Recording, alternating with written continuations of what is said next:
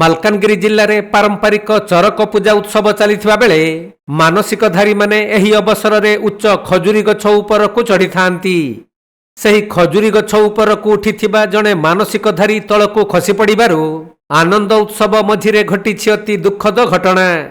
Kalimela MV ବାସ୍ତରୀ ଗ୍ରାମରେ ଜଗଦୀଶ ସାନା ନାମକ ଜଣେ ବ୍ୟକ୍ତି ଅତି ଉଚ୍ଚ ଖଜୁରୀ ଗଛକୁ ଉଠିଥିବା ବେଳେ ଅସାବଧାନତାବଶତଃ ତଳେ ପଡ଼ିଯାଇଥିଲେ।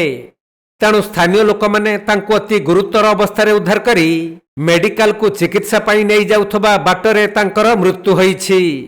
ମୃତ ବ୍ୟକ୍ତି ଜଗଦୀଶ ସାନା ନାଲାଗୁଣ୍ଠି ପଞ୍ଚାୟତ ଏମ୍ପିଭି 36 ଗ୍ରାମର ବାସିନ୍ଦା।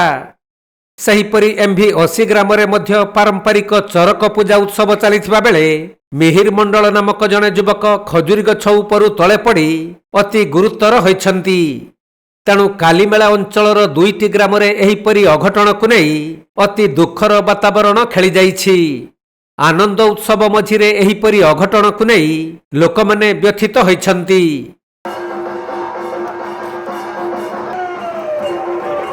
ମାଲକାନଗିରି ଜିଲ୍ଲାରୁ ସନ୍ତୋଷ କୁମାର ପଣ୍ଡାଙ୍କ ରିପୋର୍ଟ, କୋଣାର୍କ ଲାଇଭ୍।